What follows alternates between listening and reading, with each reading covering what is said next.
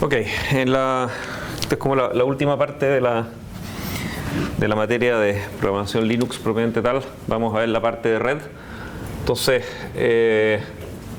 básicamente la idea es poder hacer dos aplicaciones que conversen entre ellas a través de la red usando sockets en C. Entonces, no vamos a ver la parte de red propiamente tal, a pesar de que permea un poquito y les voy a mostrar algunos problemas pendientes que nos quedan en eso, pero en el curso de redes, digamos, van a ver la implementación real de esto y qué sé yo. Aquí más bien es la API de programación, ¿no es cierto? O sea, cómo uno la usa y vamos a ver que hay algunas cosas que están medias complicadas en este minuto.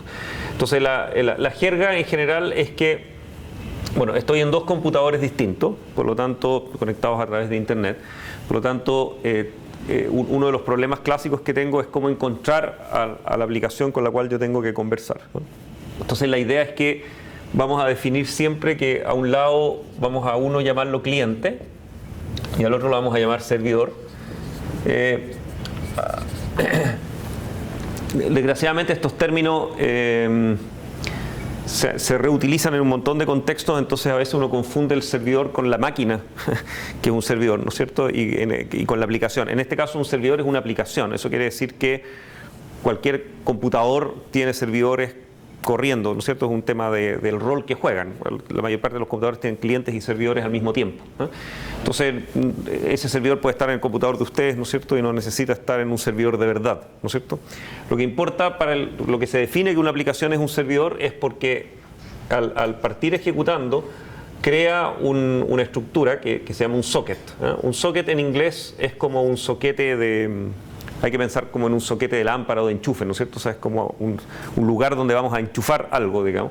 Entonces el socket del servidor es un socket al cual se le asigna lo que se llama un número de port, que en el fondo es como, la idea es que este sea un número, se llama en inglés, se llama well known, ¿no es cierto? O sea que es un port bien conocido.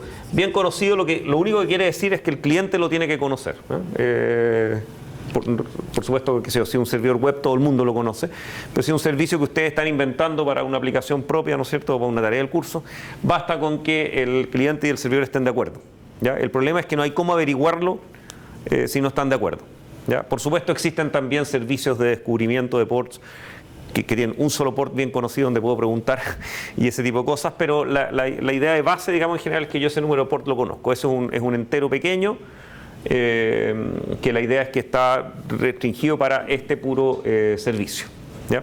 Entonces, en los ejemplos en clase, en general vamos a usar un port como el 1818. A todo esto hay como una regla de que los ports inferiores a 1024 se consideran reservados, importantes, oficiales. O sea, uno no debiera jugar con ports inferiores a 1024. Incluso en versiones de Linux y de distintos sistemas operativos se restringen esos ports a que uno tiene que tener permiso para abrir aplicaciones en esos puertos, ¿ya? De una forma de...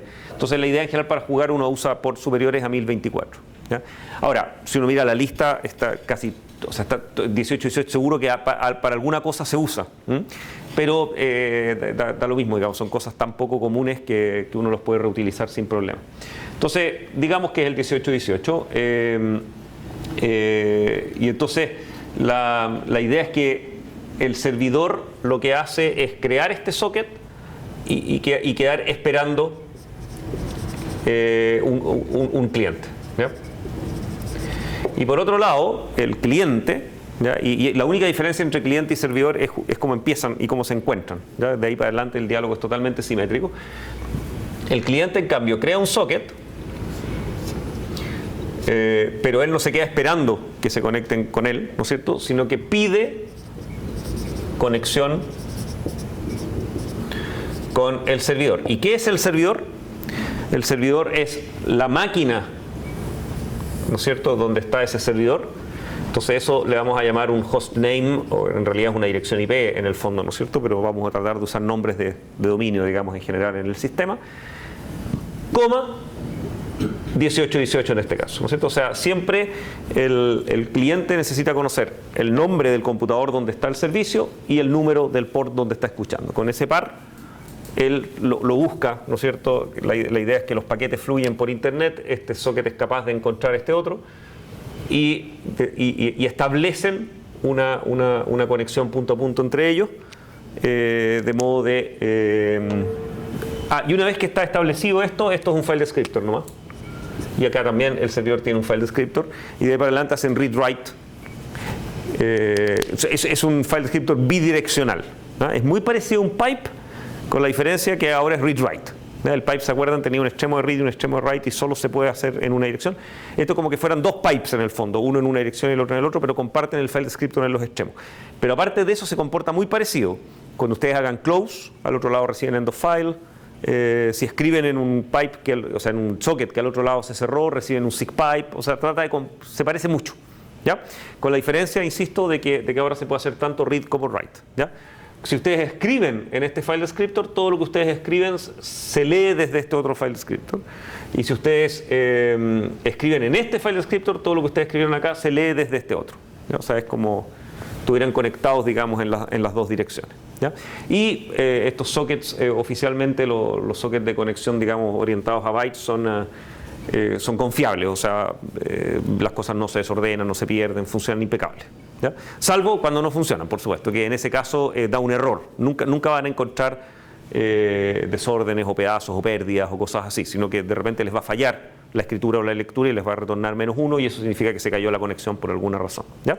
Pero mientras funciona, la idea es que ustedes pueden confiar que todo lo que llegan en el mismo orden y no se pierde ni se altera nada, digamos. Ya, entonces, y de nuevo, de aquí para adelante, o sea, una vez que los file descriptors ya están y el socket, una vez que está así, se llama un socket conectado. Una vez que ese socket está conectado, de ahí para adelante es totalmente simétrico quién es el cliente, quién es el servidor, no hay ninguna diferencia, ¿ok? Por ejemplo, si uno hace close primero que el otro, da lo mismo. O sea, de ahí para adelante son simétricos. Y el diálogo, ahí depende de lo que ustedes decidieron, cómo se piden las cosas. Lo que usualmente ocurre es que el cliente le pide cosas al servidor y el servidor responde, pero no tiene por qué ser así, ¿ok? O sea, ustedes podrían hacer, y de hecho hay aplicaciones donde uno origina la conexión acá hacia esta aplicación y es esta aplicación la que pide cosas, ¿ya? Depende de lo que estamos tratando de construir, ¿ya? Ahora, lo que pasa es que es bastante usual, si ustedes imagínense, este es un browser y este es un servidor web, ¿no es cierto? En el fondo el browser se conecta con el servidor web y por supuesto le habla HTML, ¿no es cierto? Y le dice get esto y get esto otro, HTTP, ¿no es cierto? Y el servidor le responde enviándole los HTML o los objetos, digamos, de distintos tipos que hay en su servidor, ¿se fijan? Pero no es necesariamente así, ¿ya? O sea, es bien usual, pero usted en realidad puede ser totalmente distinto el protocolo. De ahí para adelante realmente es responsabilidad de ustedes, ¿no?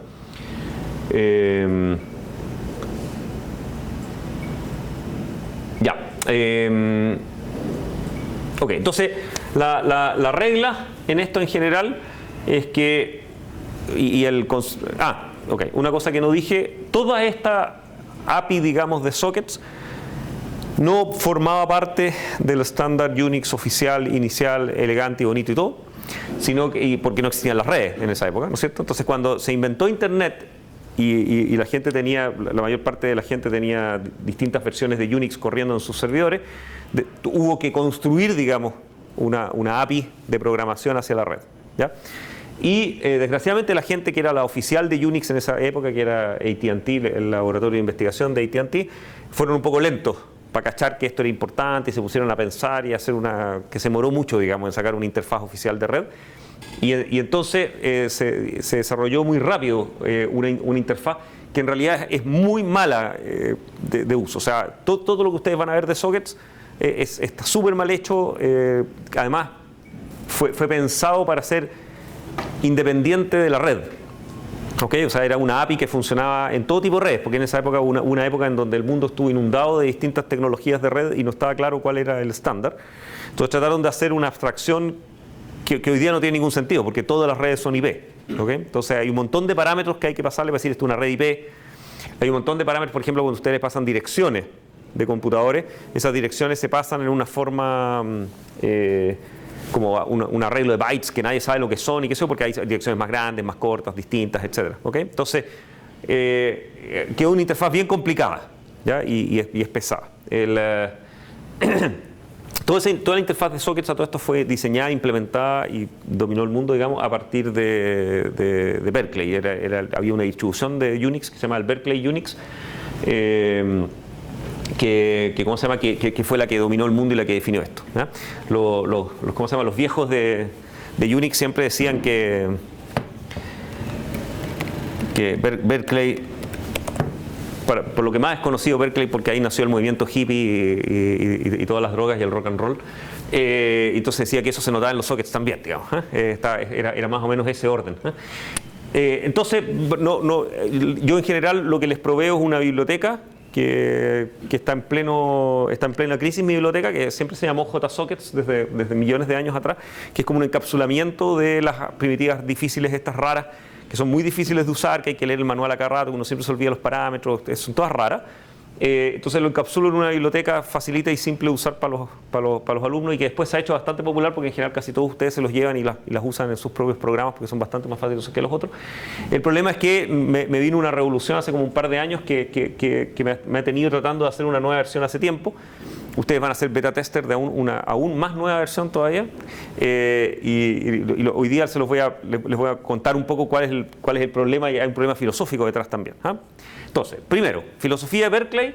La idea es que ustedes obtienen un file descriptor llamando una función socket, ¿ya? No les voy a mostrar los parámetros y qué sé, porque son muchas cosas, pero básicamente la idea es que ustedes llaman una función y obtienen un file descriptor. Eso es un socket disponible, no conectado y que funciona para cualquier cosa que ustedes quieran hacer.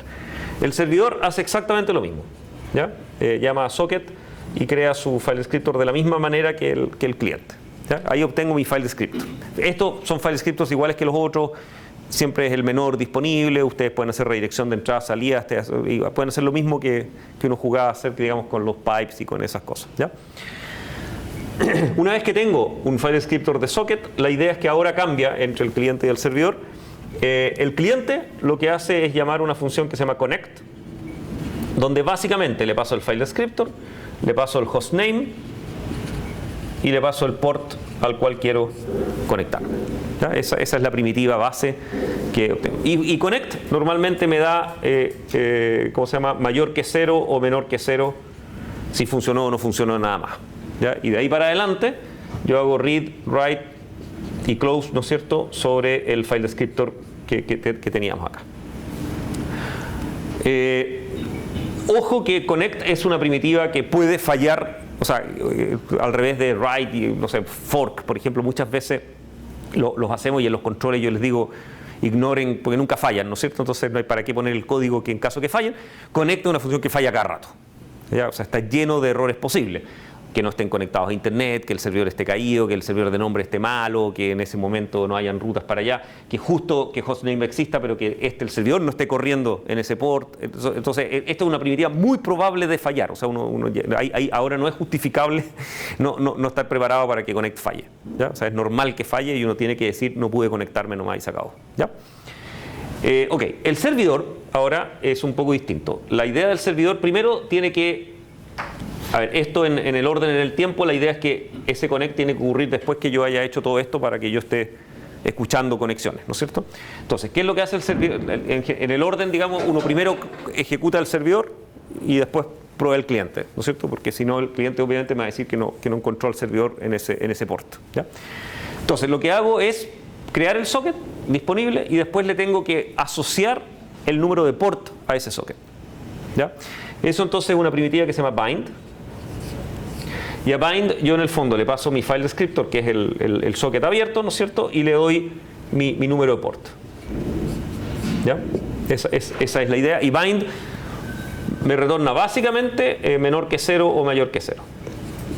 ¿Puede fallar bind? Sí, puede fallar y es bastante frecuente que falle, menos que connect, pero puede ser. Porque si el port está ocupado, o sea, hay otro servidor escuchando en ese número de port, yo no lo puedo usar. O sea, el port es exclusivo, ¿ya? Normalmente soy yo mismo que se me quedó corriendo un servidor en el background o qué sé yo y tengo que matarlo antes de poder volver a utilizar el port, ¿eh? Pero puede fallar. Ok, una vez que le puse el nombre al port, o sea, en este caso le asigné 1818 a este socket, ¿no es cierto? De ahí para adelante tengo que esperar que alguien se conecte conmigo. ¿Ya? Eso se hace con una primitiva entretenida que se llama accept. Ok, dejen anotado por acá, si quieren mirar después la implementación y qué sé yo, hay una primitiva que se llama listen, que también es importante hacer, pero en mi biblioteca está asociada a la implementación de bind. Y después uno hace accept. Entonces accept es una primitiva que yo le paso mi file descriptor y que esta a cambio me retorna digamos un file descriptor 2, por decirlo así. ¿Ya? Entonces la idea de accept es que se bloquea esperando una conexión.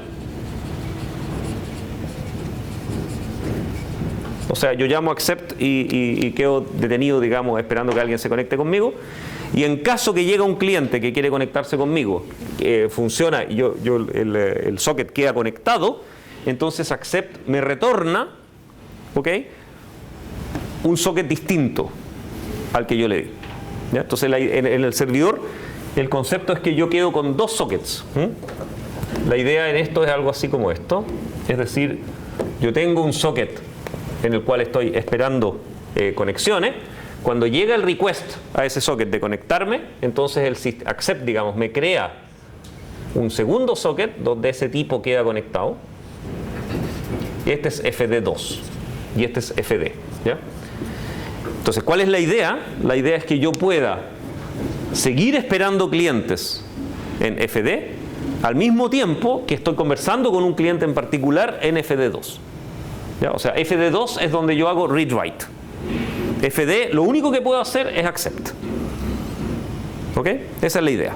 Y después vamos a ver cómo uno se las arregla para atender múltiples clientes y qué sé yo. El primer ejemplo, por supuesto, va a ser, ok, hacemos accept, hablamos y después volvemos a hacer accept. Pero la idea es que yo tengo dos sockets en el servidor, si ustedes quieren. Y eso me permite, por supuesto, atender múltiples clientes a la vez. ¿Ya? En cambio, en el cliente siempre es el socket que yo creé y con el cual hablo es el mismo. ¿Ya? Entonces, la idea ahora es que hago read-write en FD2, no en FD. ¿Ya? Y close, digamos. Y cuando termina el diálogo, F2 desaparece, en cambio FD sigue siempre existiendo mientras yo esté dispuesto a aceptar conexiones. ¿Ya? Ya, veamos un ejemplo de esto.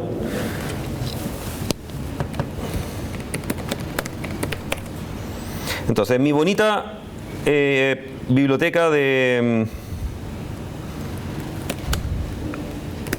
JSocket,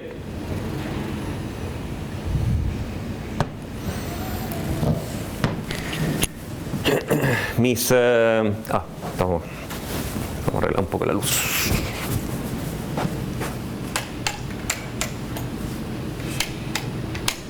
No, ese no. Ese sí.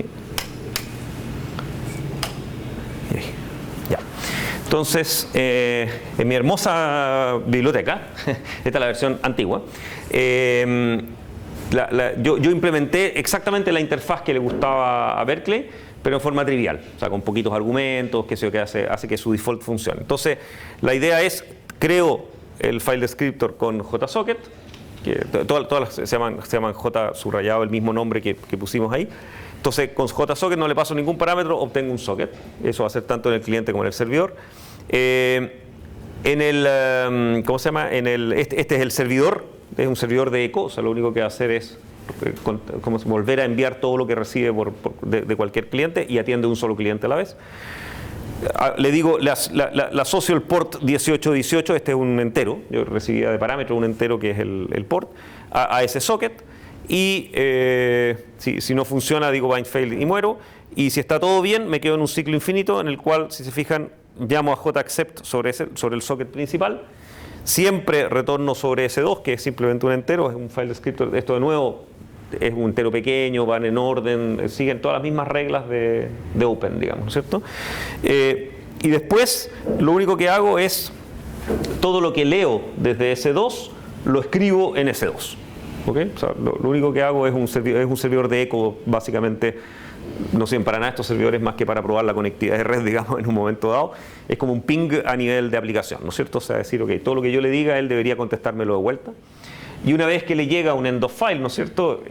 O se cae la conexión, él hace un close de S2. Estos mensajes van a salir a la salida de errores del servidor para que yo vea que efectivamente están pasando cosas. Y vuelve a su ciclo de aceptar un nuevo cliente. ¿Ya? Entonces, la regla acá debiera ser que el servidor, mientras está ocupado atendiendo un cliente y el cliente no se desconecta, no va a aceptar otras conexiones de otros clientes, pero cuando termine con ese cliente va a tomar al siguiente. ¿Ok?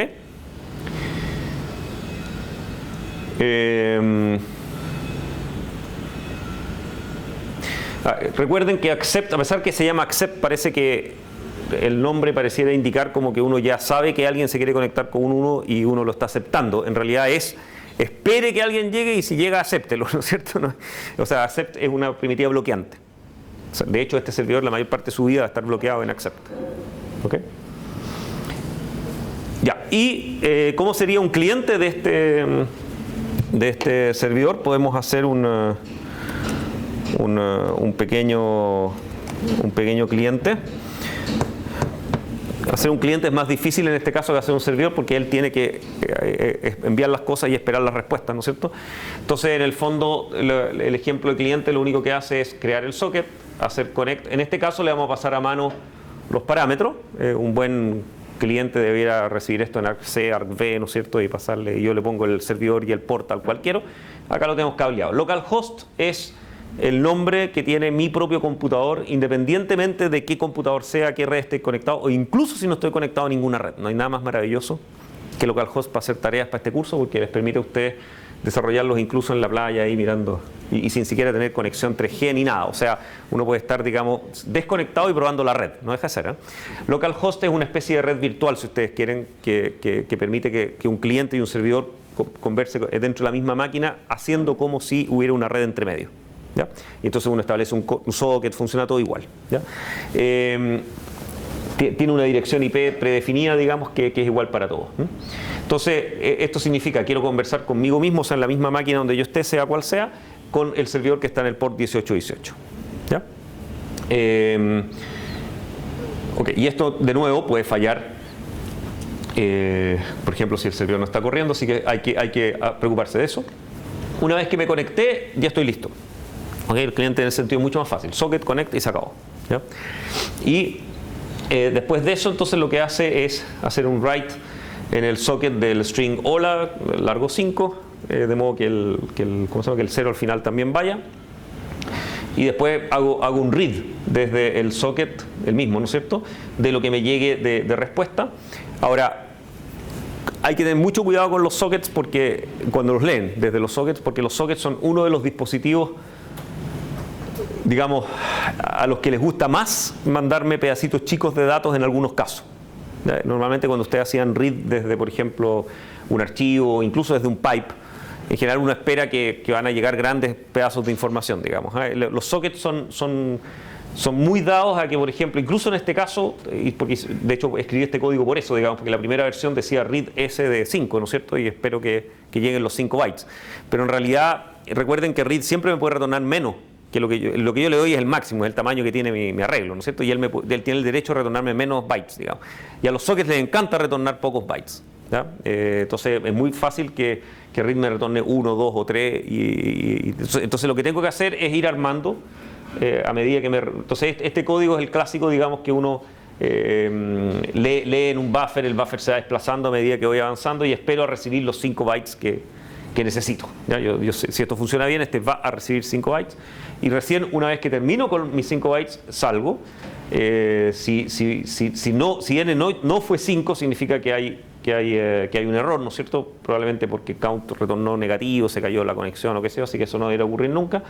Y yo hago un bonito printf acá donde debería decir hola, eso con un new line al final, ¿no es cierto? Porque es el string que espero recibir, digamos.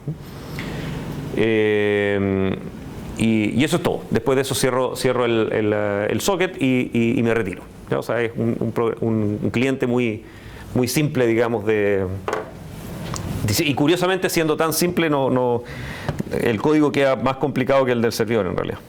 Entonces, si compilamos el client echo, hay que pasarlo por mi biblioteca de JSocket y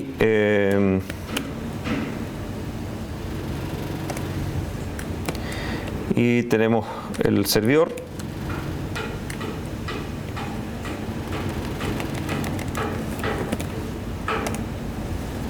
Entonces ahora tenemos los dos ejecutables. Entonces ustedes hacen client echo nomás.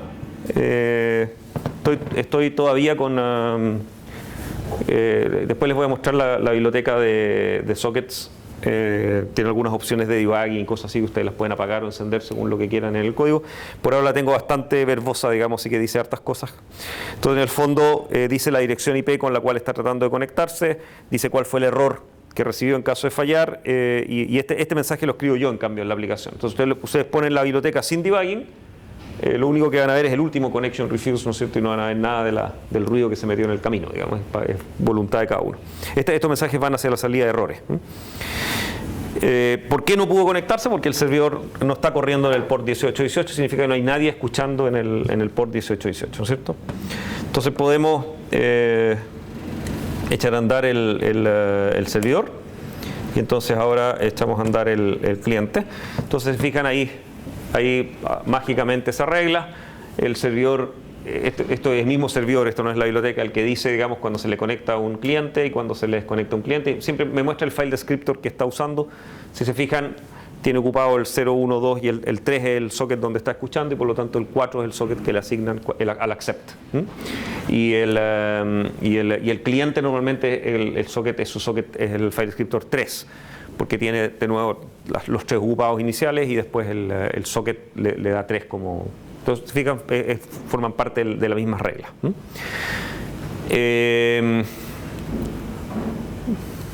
Ya, como parte de mucho más fácil que utilizar un cliente, existe un comando que se llama telnet en todo equipo Unix, que recibe un número, o sea, un nombre de computador y un puerto.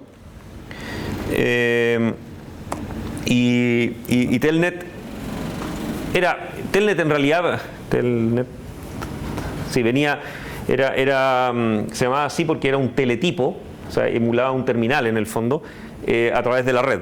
Era el comando que usábamos todos los viejos para dar login remoto en los computadores de internet antes que existiera nada más. O sea, telnet es más viejo que el mail. Fueron de las primeras aplicaciones que existieron en el sistema.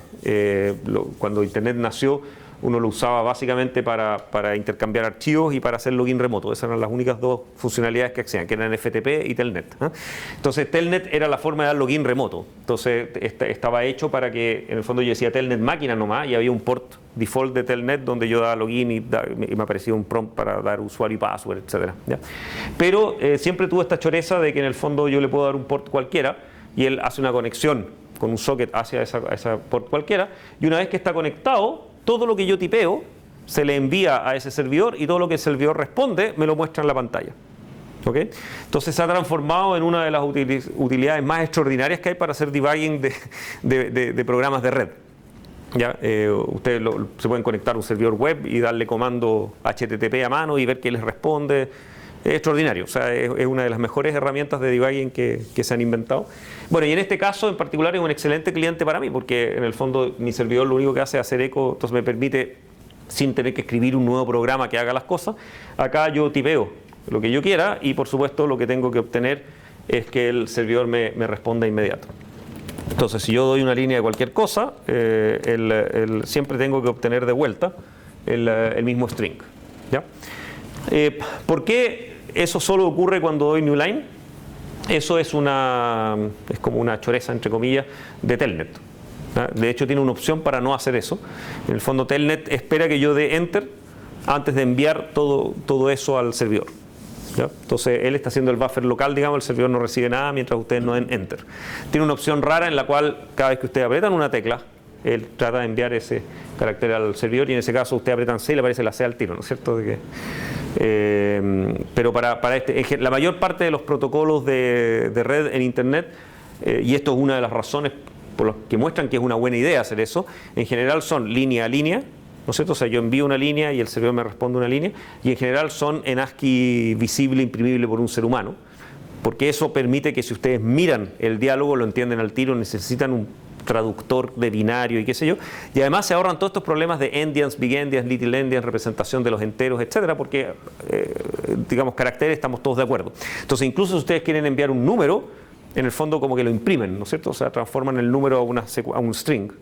Y es eso lo que se envía y al otro lado retransforman de string a número y eso les evita, es ineficiente en el sentido de consumo de CPU y probablemente de ancho banda, pero hoy día se considera que es un trade-off, o sea, tenemos suficiente CPU y suficiente ancho banda para pagarnos esos lujos y es muy muy útil poder mirar los datos que están pasando por la red y entender lo que está pasando, ¿ya? Por supuesto también eso quiere decir de que los datos van en claro por la red y que por lo tanto cualquiera que está mirando entiende todo y por lo tanto si ustedes quieren seguridad necesitan encriptar, digamos, porque obviamente es todo súper visible lo que circula, digamos. Ok, entonces Telnet va a ser nuestro probador oficial en vez del cliente malo este que hicimos. Y entonces, por ejemplo, podemos probar qué pasa si es que yo estoy conectado en este minuto al servidor y aparece otro cliente. ¿Okay? O sea, en este momento tengo el servidor con un cliente conectado, está haciéndole eco en este minuto. Entonces, ¿qué pasa si llega un segundo cliente? ¿Ya? Mi servidor está acá, ¿no es cierto? O sea, hizo bind accept y está en read write y no va a volver a hacer accept mientras no se cierre esta conexión. Entonces la pregunta es, ok, ¿qué pasa si aparece un nuevo cliente que pide conectarse a este file descriptor que sigue existiendo, pero nadie le está haciendo accept en este minuto? ¿Ok? Entonces podrían haber dos respuestas posibles. Una sería que le rechacen la conexión porque nadie está aceptando conexiones desde ahí en este minuto, o que lo dejen esperando hasta que alguien llegue a hacer accept. ¿Okay? La regla bueno, en Internet en general, pero en Linux en particular, es justamente la segunda. O sea, la idea es que el cliente va a quedar bloqueado esperando que acepten su conexión, ¿ya? ¿Dónde queda bloqueado esperando? En los viejos tiempos quedaba esperando en connect, ¿ya? O sea, connect no me retornaba mientras el servidor no me hiciera accept, ¿ya? No estoy muy seguro por qué la historia cambió y de hecho no estoy seguro tampoco si en Windows es igual, pero en todos los Linuxes modernos hace ya algunos años en realidad connect me retorna igual, ¿ya? Aunque nadie le haya hecho accept al otro lado. En el fondo, dado que hay un servidor que tiene el port activo y que está, digamos, hizo accept alguna vez, connect funciona, ¿ya? Les insisto, no estoy muy seguro cuál fue la razón de implementarlo así. O sea, connect es como medio... De hecho, no es connect, probablemente es al otro lado. El que recibe la solicitud de conexión responde de inmediato diciéndole OK, aunque la aplicación no haya establecido esa conexión, ¿ya? Y eso hace que cuando usted connect les retornó, no están seguros todavía que de verdad haya alguien al otro lado escuchándolos, ¿ya? Ahora, por supuesto, esto en alguna parte tiene que quedarse bloqueado. La idea es que en el fondo ustedes tienen un buffer donde escribir y no hay datos en el buffer, así que si hacen read se van a quedar bloqueados esperando datos, pero si hacen write en ese socket, en el fondo sus write van a funcionar durante un rato hasta que el buffer se llene y ahí van a quedar bloqueados en algún write porque no hay nadie escuchando al otro lado, ¿ya? Pero uno no se da cuenta de que en realidad todavía no hay nadie escuchando, ¿ya? Pasa en forma totalmente transparente. Entonces eso es lo que vamos a demostrar. A ver, desconectemos este mejor primero y hagámoslo en otro terminal. Telnet siempre da un carácter de escape que permite salir del diálogo y cuando uno hace quit, por supuesto, él lo que hace es un close y por lo tanto el servidor ahí recibe un desconectado, ¿no es cierto? Ok, entonces creemos otro terminal más.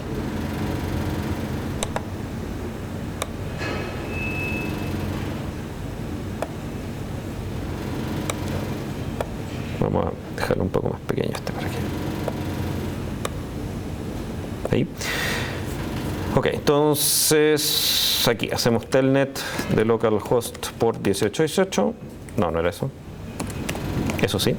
Entonces ahí tenemos a nuestro cliente recibiendo datos desde el otro lado, ¿no es cierto? Y acá entonces el que nos interesa es este. Hagamos un segundo cliente. Entonces si se fijan, me dice que está conectado. Todo funcionó bien, el connect le retornó, quedó conectado al port 1818.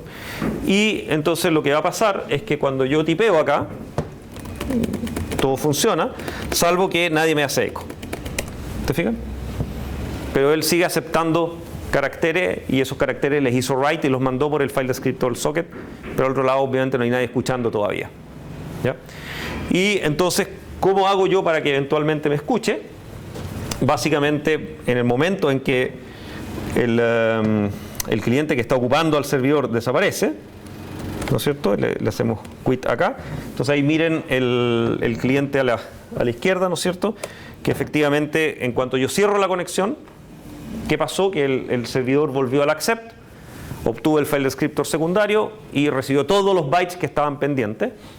¿Se fijan? Entonces, en el fondo, todo lo que yo había tipeado aparece de vuelta, pero todo junto ahora, ¿no es cierto? En vez de ir una línea y el eco, una línea y el eco, aparecen todas las líneas pendientes, se reciben todas y se hace eco de todas. Y de ahí para adelante ahora estamos en línea y por lo tanto todo lo que yo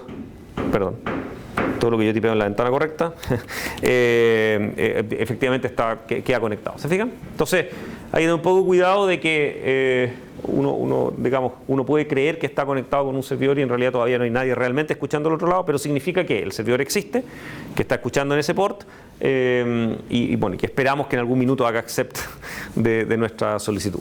¿Ya? Sí. ¿Y en qué minuto el servidor va guardando todo lo que uno le va escribiendo? No es realmente el servidor, es el socket. El socket es como un pipe, ¿no es cierto? Entonces, imagínate, tiene una implementación al lado del cliente, al lado del servidor, y eso hace un buffer de un cierto tamaño, razonable. Pero más allá, no sé, serán unos 1000 caracteres, una cosa así. Después de eso te vas a quedar bloqueado si es que al otro lado no hay nadie leyendo. Pero no va a fallar, mientras el otro no haya cerrado la conexión o muerto o algo por el estilo. ¿Ya? Entonces, si tú quieres establecer una cosa así y estar seguro que al otro lado te escuchen o no sé, tener un tiempo máximo, tenés tú que programar un timeout, porque tú vas a escribir todo esto y vas a esperar la respuesta, ¿no es cierto? Entonces, si tú quieres morir en caso que no te den bola, tienes tú que tener un timeout propio para abortar el read o el write o lo que sea. Pero los datos, ¿dónde están? Buffers nomás. O sea, básicamente, el socket es como, ¿te acuerdas? Cuando hacíamos pipes entre LS y more, por ejemplo, también ocurría que LS de repente avanza harto y more todavía no ha mostrado todos esos datos. Incluso habían unos ejemplos en donde LS había muerto, ¿te acuerdas? Y more todavía estamos mirando sus datos. ¿Ya? Es lo mismo, o sea, el pipe es un buffer también, ¿no es cierto? Que está en el kernel y qué sé yo. Esto es lo mismo, el socket es un buffer, ¿ya? Y eso está en el kernel de este computador y en el kernel de este otro computador en parte. Depende, o sea, hay buffers a un lado y buffers al otro y el total de eso hace un buffer de un tamaño.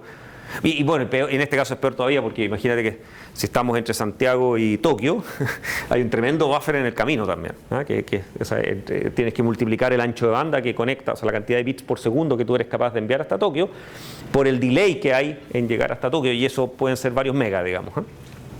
Pero ahora, por ejemplo, en esta situación que usted está planteando ahora, acá, sí. Si usted hubiese matado, por ejemplo, usted manda los datos a través de la pantalla negra, ¿ya? Sí. De ese cliente. Así es. Y después, este cliente de pantalla negra está esperando que se desocupe el servidor. El servidor.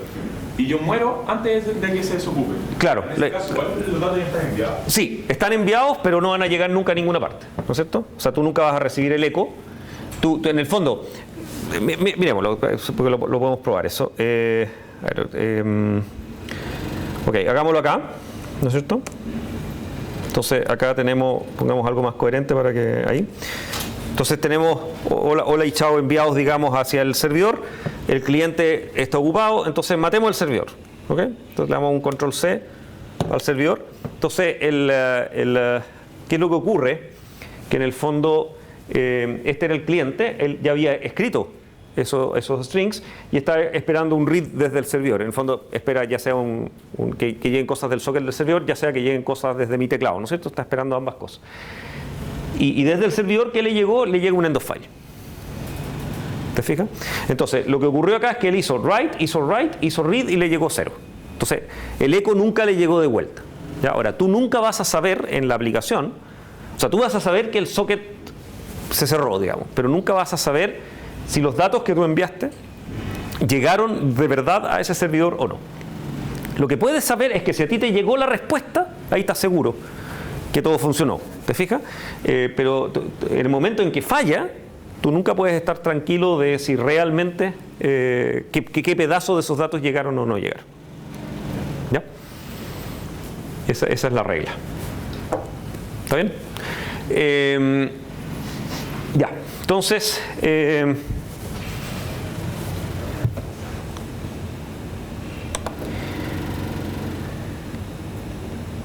bueno, ese era el mundo feliz hasta hace algunos años, digamos, en Internet. Y de aquí para adelante mi clase seguía, digamos, hacia cómo hacer servidores más entretenidos y qué sé yo. Desgraciadamente, el mundo está cambiando en Internet.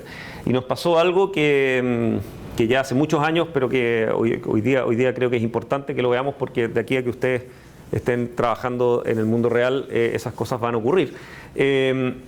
Básicamente, cuando uno habla de hostname, digamos, en este nivel, mi plan era que ustedes vieran los nombres nomás y no tuvieran que entender qué es lo que pasaba debajo. En realidad, la verdadera primitiva de conexión, ¿no es cierto?, a la que se llama, que es la primitiva del kernel, que permite conectar un socket, es básicamente mi problema ahora. Esa primitiva en realidad recibe lo que se llama una dirección, ¿no es cierto?, que son estas direcciones IP que ustedes han visto en los computadores, digamos, de la casa, etc. Y por lo tanto, mi biblioteca mágicamente traducía entre hostname y dirección IP, sin que ustedes se den ni cuenta, digamos. Bueno, y el problema es que las direcciones IP, ¿no es cierto?, que son, ustedes las han visto más de alguna vez, ¿no es cierto?, que son estas cosas tipo 192, 168.1.1, que son las típicas direcciones privadas que uno usa en las casas, eran en realidad direcciones de 32 bits. Y esta notación lo que marca aquí con los puntos son dónde están los bytes. Entonces en realidad son 4 bytes escritos en decimal, y la idea entonces es que estas cosas van entre 0 y 255. ¿Ya? Esa es una notación. Se llama es una notación decimal en cuádruplas, así, o sea que se parece a la hexadecimal, si ustedes lo piensan, porque igual cada byte, ¿no es cierto?, tiene sus dígitos, pero la idea era escribirlo en decimal para que fuera más. Se supone que los humanos recuerdan mejor esos números que los hexadecimales. Bueno, el problema es que los 32 bits se quedaron cortos en lo que es el crecimiento de Internet y la cobertura que está teniendo, y esta idea de que prácticamente todo dispositivo que tenga energía, digamos, que existe en el planeta debería tener una dirección IP, y además quisiéramos que fuera única y no repetible, etcétera. Tiene que pensar que la idea es que todo celular, digamos, ¿no es cierto?, debería tener una dirección IP, y esa dirección IP debería ser su identificador único. O sea, en vez de tener un número de teléfono, lo que uno debería tener es una dirección. Entonces, básicamente, a pesar de que 32 bits es harto, y a pesar de que no hay 32 bits son como 2.000 millones, un poco más, ¿no es cierto? Es un poco más de 2 gigas.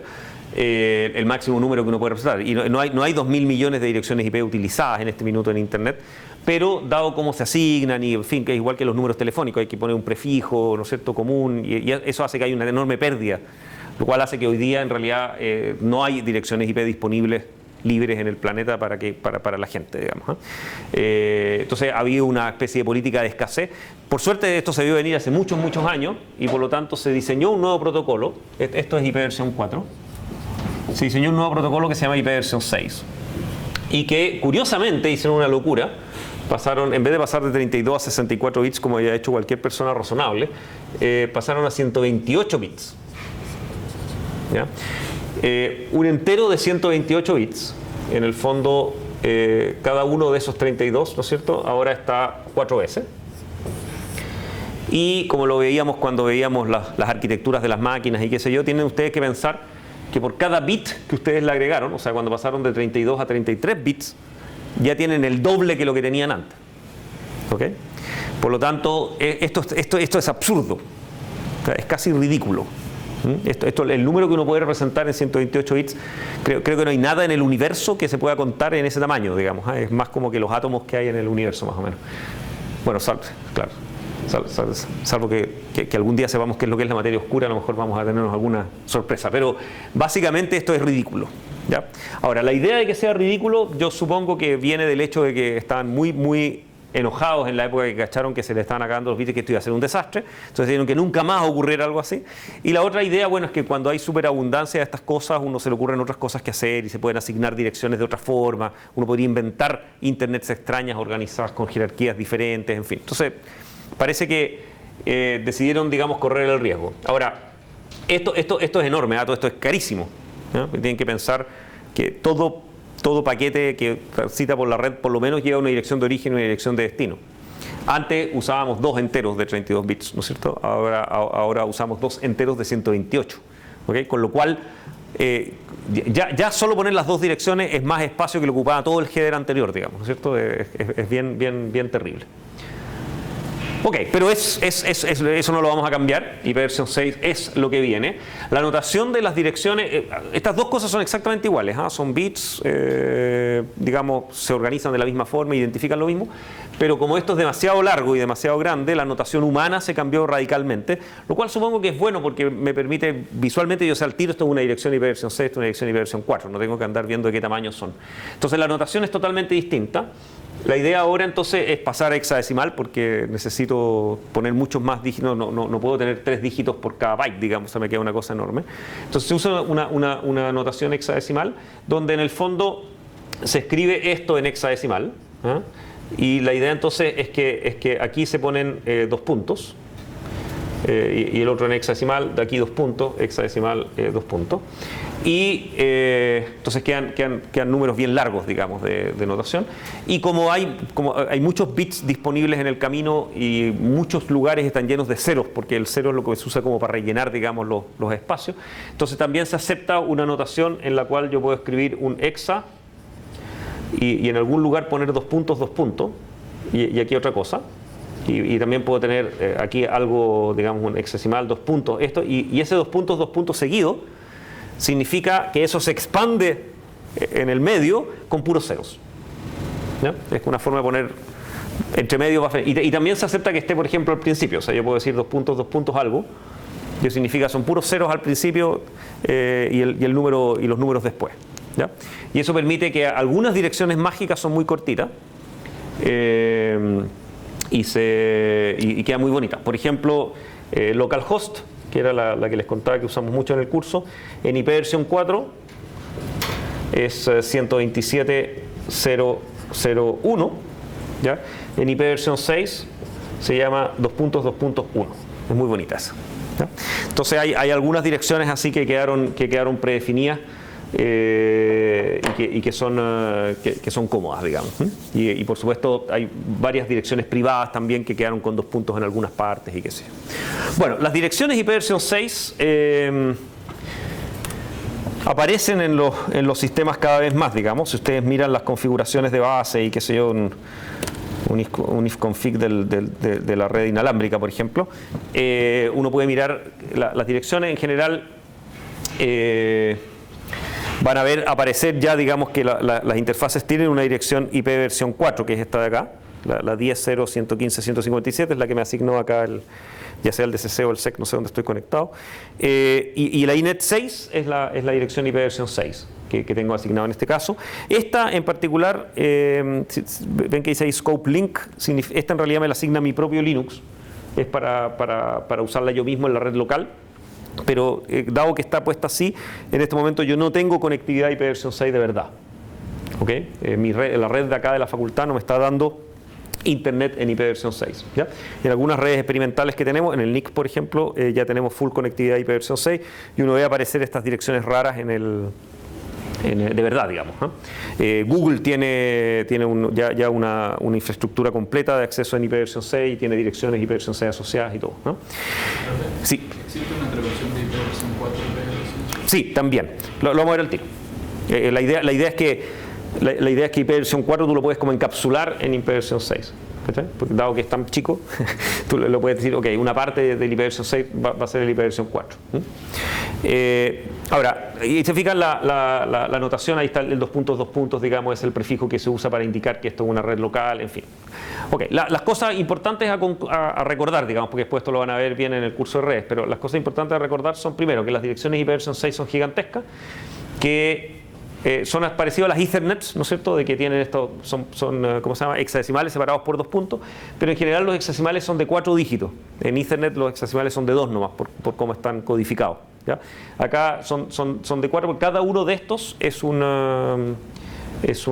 ¿cómo se llama?, es un entero. ¿Qué más? Y incluso los números estos como el 227, esto no es un decimal, aunque pareciera serlo, todos son hexadecimales. ¿Ya? Entonces, recuerden el hecho que las direcciones IP son gigantescas, que están en un espacio y una notación distinta a las IP versión 4, ¿no es cierto? Y que eso existe, digamos. Ok. El problema ahora es cómo integramos esto. Todo este preámbulo, digamos, para motivarlos hacia que, ok, ahora que yo en realidad quiero olvidarme de esto, no quiero tener idea de esto y quiero hacer una aplicación que abre un socket y comunica entre un cliente y un servidor. Y mi problema es que hoy día, bueno, entonces mi primer esfuerzo fue tratar de hacer de nuevo mi biblioteca JSocket full compatible y que ustedes ignoraran todos estos temas y no tuvieran ni siquiera que explicárselos. No lo he logrado. ¿Ya? El problema es que no ha habido un acuerdo total de la comunidad de realmente cómo hay que tomar esta transición en el fondo.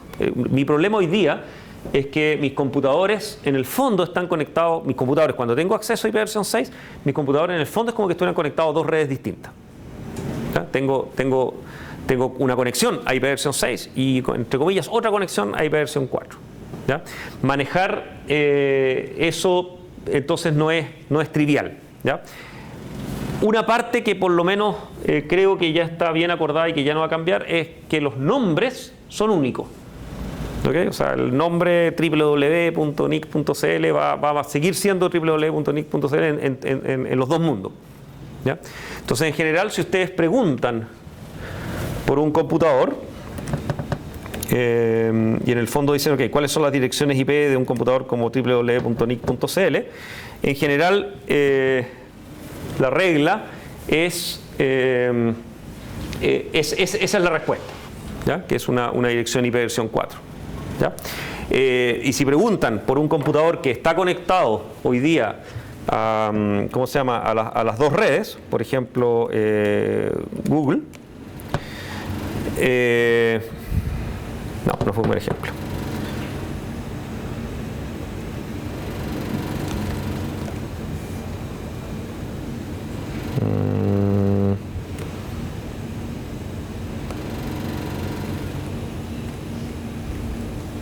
Déjenme asegurarme que mi ejemplo sea bueno.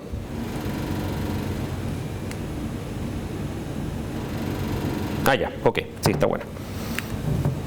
Ya, si ustedes, ahí sí, ese es el buen ejemplo. Si ustedes piden la dirección IP versión 4 de www.nic.cl, el servidor les va a responder el récord se llama A, que es la dirección IP versión 4. Los récords 4A, para marcar, digamos, básicamente que son cuatro direcciones de 32 bits las que me responden.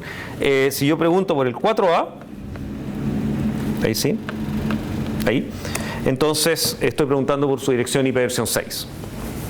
¿Ya?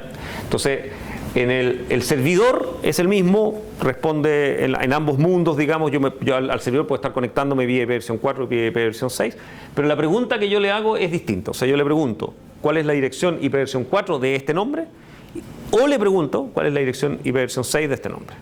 ¿Ya? Y en algunos casos, para las respuestas genéricas como estas, que me dan direcciones de un montón de servidores disponibles para mí, él me responde diciendo, ok, esta es la dirección IP versión 4 de este servidor. Por ejemplo, hay un servidor como A que solo tiene IP versión 4, pero el servidor B tiene 2 direcciones. Una en IP versión 4 y otra en IP versión 6. ¿ya? Estas son direcciones oficiales de IPv6 conectadas en el mundo y todo. El servidor secundario que está en Suecia también tiene, y el servidor que está en ISC en Estados Unidos también.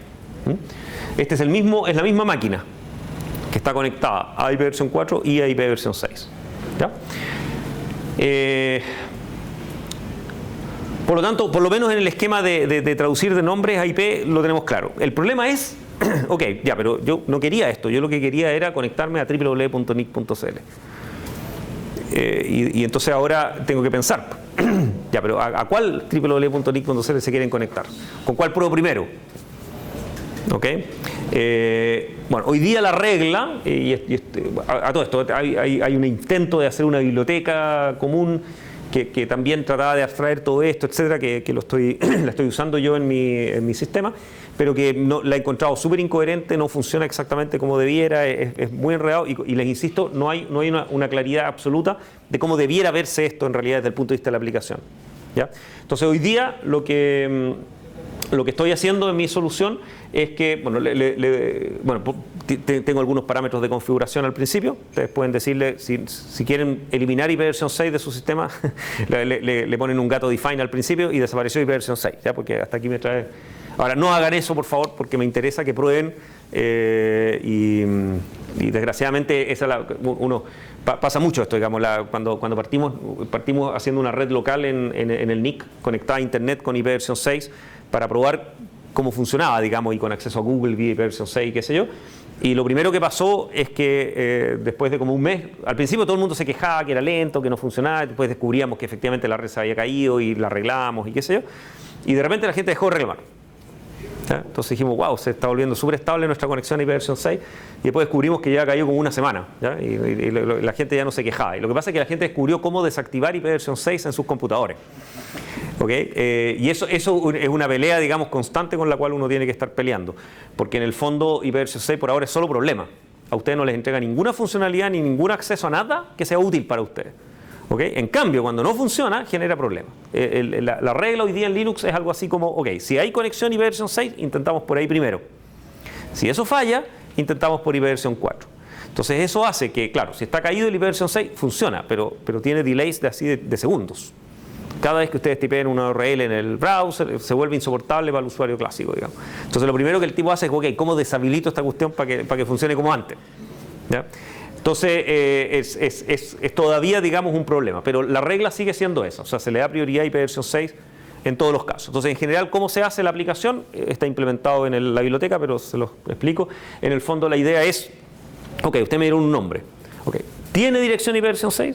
Ok, sí tiene, ok, intentemos conectarnos a IPv6. ¿Ya? Si no tiene conexión IPv6, ni un problema, ¿no es cierto? Intentamos directo vía IPv4. ¿Ya? Pero eso significa que todo computador que tiene una dirección IPv6, que son cada vez más, Google es uno que hoy día las publica oficialmente, ahora en los próximos días, la próxima semana, tenemos el gran launch de IPv6 Day en el mundo, donde el compromiso que tenemos todos los que hemos estado jugando a instalar IPv6 en nuestros servidores es que de aquí para adelante esa conexión va a ser permanente y nunca más vamos a bajar nuestra conectividad IPv6. El año pasado hicimos una puesta en marcha, ¿cómo se llama?, tentativa de prueba, que fue un día entero de prueba en el mundo. Y el mismo día, este año, digamos, el acuerdo es, ok, ya hicimos la prueba y de aquí hoy día lo vamos a lanzar y lo vamos a dejar para siempre. ¿Ya? Nosotros en el NIC la prueba resultó súper bien, así que en realidad lo dejamos desde esa época. Entonces algunos de nuestros servidores principales hoy día ya tienen conectividad IPv6. A nosotros no nos importa mucho porque en Chile casi no hay, así que nadie nos accesa mucho.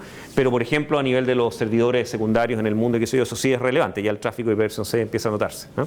Entonces uno va jugando a hacer esta prueba. Por lo tanto mi pronóstico, digamos, es que finalmente a ustedes les va a tocar ver estas direcciones y jugar y entenderlas, digamos, en el futuro. ¿Ya? Ok, ¿cuál es la mala noticia? Es que lo que no pude hacer, que tú me preguntabas sobre la compatibilidad.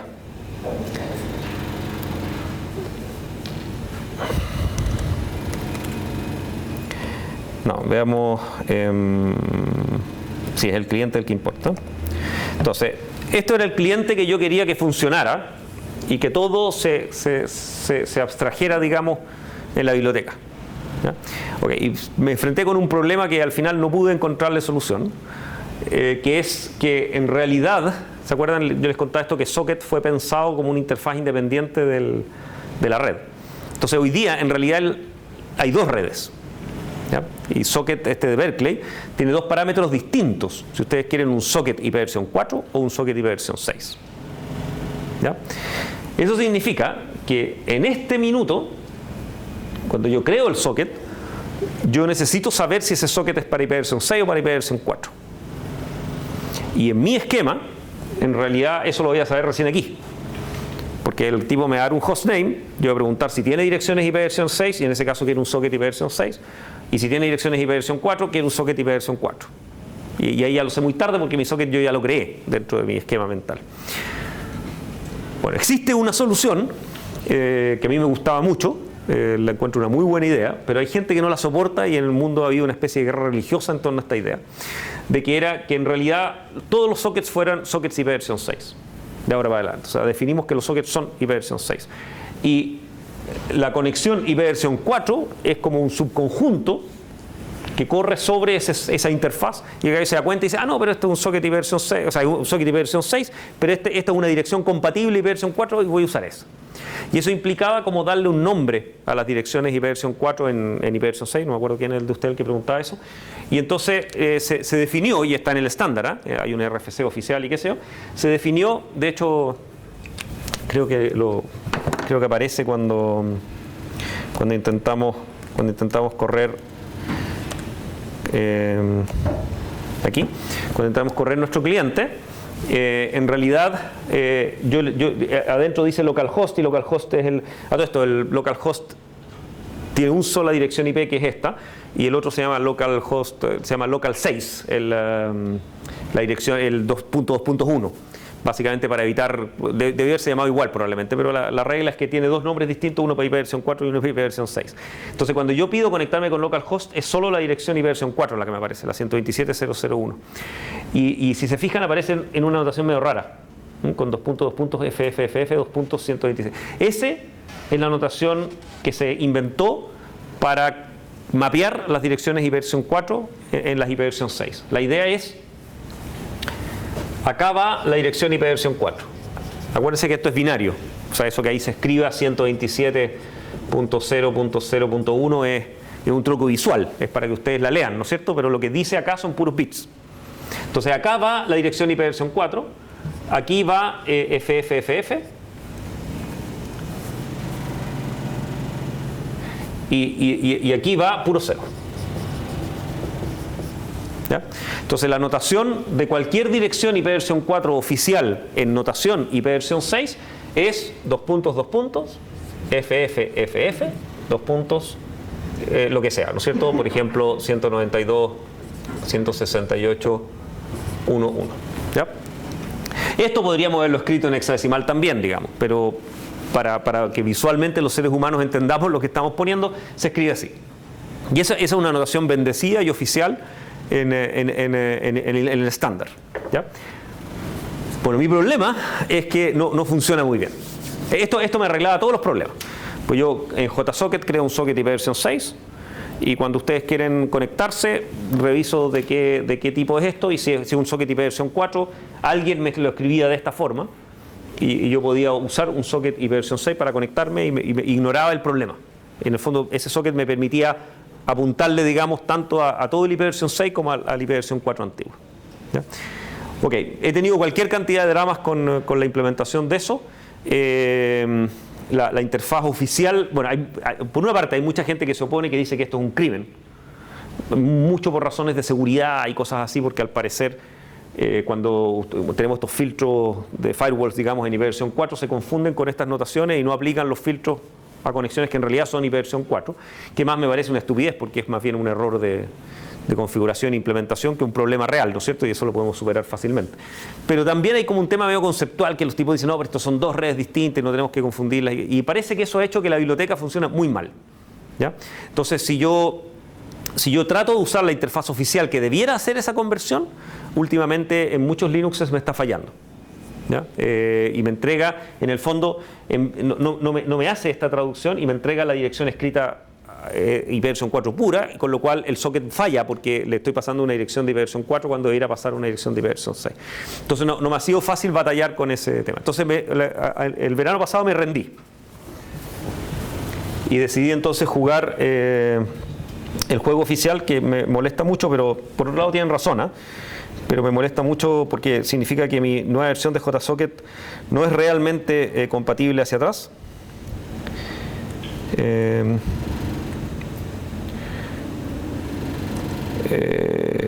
Bueno, claro, lo que pasa es que eso implicó que entonces hice un cambio aún mayor. Ya, se me olvidó explicarles otra parte más. Eso es lo malo cuando uno empieza a repensar. Entonces, la idea es que socket y connect hay que juntarlos en una sola primitiva. Esa es la única forma de hacerlo y esa es la forma oficial que dice el manual que uno hoy día establece las conexiones. La idea es la siguiente: ustedes quieren conectarse con una máquina, entonces lo que hacen es, antes de crear el socket, ustedes piden cuál es la dirección de esa máquina. ¿Ok? Si la dirección es ipv 6, crean un socket ipv 6 y tratan de conectarse. Si no pudieron conectarse, cierran el socket y vuelven al ciclo. Próxima dirección IP que tiene, ¿de qué tipo es? ipv 4, ok. Entonces creo un socket ipv 4, trato de conectarme, no resultó, lo cierro, ok. Entonces todo eso lo encapsulamos en una sola función. Esa, en realidad está re buena esa idea, porque si ustedes lo piensan, yo aprendí sockets con Berkeley, entonces yo lo encontraba normal, pero en realidad si uno lo piensa, es lógico que Connect, en vez de pasarle un file descriptor, yo le paso un hostname import, él me retorna un file descriptor. O me retorna negativo si no pudo. El resto me da lo mismo. ¿Para qué le voy a crear yo un socket primero? ¿Ya? En el caso del servidor, ahí todo funciona bien. Ahí yo puedo crear, ahí no hay problema. Esa parte por lo menos no he encontrado problema. O sea, por ahora yo creo un socket ipv 6, hago bind al port y acepto conexiones de todo tipo y me funciona en ipv 4. O sea, yo voy a ignorar ahí efectivamente si mi cliente es ipv 4 o ipv 6. ¿Ya? Es en el cliente mi drama. ¿Ya? Ok, entonces, digamos, fuera de que mentalmente no me gusta el cambiar, digamos, la API, en realidad no es una mala idea y me queda una API bien elegante. A la pasada, ya que iba a hacer eso, entonces, bueno, para hacerles el cuento bien resumido, JSocket 6.4, que es el que ustedes van a probar, así que pruébenlo bien, o sea, pruébenlo con cariño, digamos, porque se les va a caer y fallar. Es la primera generación que lo ha probado, solo he logrado mandárselo a la Javiera y la Javiera no le funcionó, así que estamos muy bien. Así que mándenme todos los bug reports, yo los ayudo, digamos, durante el semestre, ayúdenme a que esto funcione, ¿ya? Es una bonita solución. Ahora, JSocket 6.4 tiene la misma API antigua, es compatible, todo esto que vimos y los ejemplos estoy tratando de reescribir, pero los ejemplos del wiki, por ejemplo, están en la versión antigua, funciona, ¿ya? Pero tiene algunos dramas de portabilidad, tiene unos gato define donde trato de hacerlo de una forma de la otra, no en todos los sistemas operativos funciona igual, entonces es jodido, ¿ya? Entonces a la pasada decidí, ok, vamos a hacer una nueva API. Entonces JSocket 6.4 tiene la antigua API y tiene la nueva API, ¿ya? La nueva API es así, o sea, en el fondo ustedes llaman a Connect y eso les entrega mágicamente un file descriptor, ¿ya? Ahora, dado que iba a hacer eso, aproveché de ponerle otra choreza más, que es que en el fondo, en realidad, hay dos tipos de sockets en Internet. Uno es el que siempre hemos usado en el curso y lo vamos a seguir usando probablemente durante varios años, que es la conexión TCP, que es exactamente así como igual que un pipe orientado a byte, confiable, etcétera, etcétera. Pero existe un segundo tipo de socket que funciona casi en el mismo esquema, pero que ahora es un socket orientado a los mensajes. O sea, en vez de ser como un pipe que ustedes hacen write y hacen read al otro lado y no tienen ni idea, digamos, dónde hay bordes de mensaje o de información, ¿no es cierto? O sea, son bytes, es un stream de bytes, ¿ah? Pero que por otro lado no se pierde nada y qué sé yo. Existe el socket UDP en Internet, que es un socket donde si ustedes escriben 5 bytes, al otro lado siempre van a recibir 5 bytes. ¿Ok? O sea, son como mensajes, si ustedes quieren. Que eso le da una estructura muy bonita y para algunas aplicaciones es muy interesante. Por otro lado, los paquetes se pueden perder, o sea, digamos, se vuelve un protocolo no confiable. De hecho, es exactamente igual como funciona Internet en la parte de bajo nivel, digamos. Ok, como eso es útil para algunas aplicaciones, uno los usa y todo, entonces decidí agregarle a JSocket, que ahora tiene socket TCP y socket UDP. Eso complica, porque entonces ahora cuando digo connect, tengo que decir si es connect TCP o si es connect UDP. Ok, entonces quedó una interfaz un poquito más complicada. No tengo idea cuánto de esto lo vamos a ejercitar en este curso, pero podemos inventar un par de ideas. Entonces JSocket hoy día tiene la vieja interfaz, que trata de ser compatible. Lo que trato de hacer acá en JSocket es crear un socket ipv 6, si es que existe ipv 6 en este computador, trato, esto no lo he probado para nada, pero trato de que, ok, si no existe IPv 6 en el computador, digamos, yo sé que si yo defino el JIP 6, esto funciona compatible IPv 4. Lo que no sé es si en un computador que no tiene IPv 6 todavía funciona. Porque todavía nunca he tenido un computador que no tenga IPv 6 en el kernel, digamos. Entonces a lo mejor todavía usa algunas chorezas de IPv 6 o funciones de biblioteca, a lo mejor no son tal cual, no estoy muy seguro. Pero sí sé que lo pueden desactivar. O sea, si ustedes tienen problemas con la versión IPv 6 y quieren hacer la tarea y están desesperados, desactívenlo, ¿ya? pero prométanme que va a ser su último recurso, ¿ya? Traten de jugar a que funcione. Entonces JSocket trata de ser compatible y trata de crear un socket que funciona en ambas versiones, ¿ya? En el fondo es un socket IPv 6 que trata de funcionar siempre. Bind es siempre igual y ese no hay problema, también es un bind IPv 6. Connect es la antigua versión y este Connect es un desastre, son páginas y páginas y páginas de código para hacer Connect, pues nada más que tratando de ser compatible y tener todas las versiones posibles. Accept es trivial, es una versión directa de Accept. Y después viene la parte 2. La parte 2 es la que no he probado nada, ¿ya? Pero la idea es buena. Básicamente la idea es como todo lo anterior, pero ahora entonces está distinguido entre un UDP bind y un TCP bind, un socket bind, que es ¿cómo se llama? La versión genérica, digamos, donde ustedes pueden pasar el tipo de parámetros, en fin. Va a ser entretenido esta prueba, digamos. Básicamente la idea es tener una versión genérica donde ustedes le dicen qué tipo de conexión quieren, si es UDP, si es TCP, etc. Y que más tengo UDP Connect y UDP y TCP Connect, y también el otro que recibe el type de parámetros. Y creo que eso es, ¿ya? Y esto respeta, mi teoría es que esto va a funcionar, o sea, que va a ser más portable. Espero no equivocarme. Entonces, para mostrarles cómo queda esto, hice una... La idea es que la interfaz quede así, ¿okay? O sea, en vez de mi programa clásico, digamos, que hacía JSocket y después hacía JConnect con el socket, ahora en teoría queda mucho más simple, ¿ya? La diferencia es que ahora tienen que decidir si el socket es TCP o UDP en el nombre, y después le pasan el hostname y el port. Por razones que ya no me acuerdo cuáles son, el port ahora se transformó en un string, ¿ya? Antes era un número.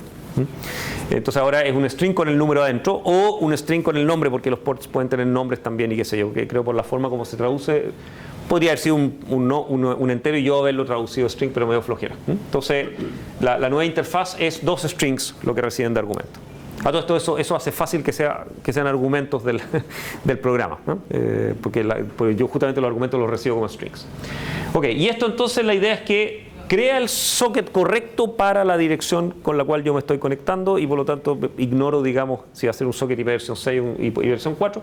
Y si es menor que 0 significa que algo falló, ¿okay? Que no logré conectarme con ese host. El resto es totalmente igual, ¿okay? O sea, lo único que cambia es la interfaz. Ok, entonces tengo que decidir de aquí a la próxima clase si los ejemplos de curso, digamos, que son los que están en el wiki, los transformo todos a esta versión y trato de convencerlos que la nueva API es razonable. A lo mejor es buena idea. Y así puedo poner al día los ejemplos del wiki y todo. Y así prueban esta parte, digamos, ¿no es cierto? O si ignoramos este problema y seguimos enseñando la materia como antes. En el fondo el trade-off va a ser si trabajo un poco más para probar todos los ejemplos de nuevo. En todo caso es trivial, pero implica una pega. ¿Por qué decide que este TCP en el nombre y no lo pasa como parámetro? Tengo las dos versiones. Es básicamente porque cuando uno lo pasa como parámetro, después viene la pregunta de, ok, ¿cuál era el valor? ¿Dónde? Me da lata tener que pensar eso cada vez, digamos. Entonces, ¿cómo se le dice TCP? Es un string que dice TCP, es un número 0 y un número 1, ¿cachai? Entonces, hay una versión, pero también decidí escribir esas versiones para mí, porque a mí me gusta más escribirlo en el nombre y así queda, no tengo que estarlo pensando cada rato. Pero están los dos sabores. Y de hecho a veces no te sirve el nombre que esté cableado, porque a veces tú dinámicamente quieres decidir cuál de las dos usar, y a esa altura es mejor que sea un parámetro. Por eso está ahí, digamos. ¿Está bien? Ya, la próxima clase decido qué es lo que hago. Gracias.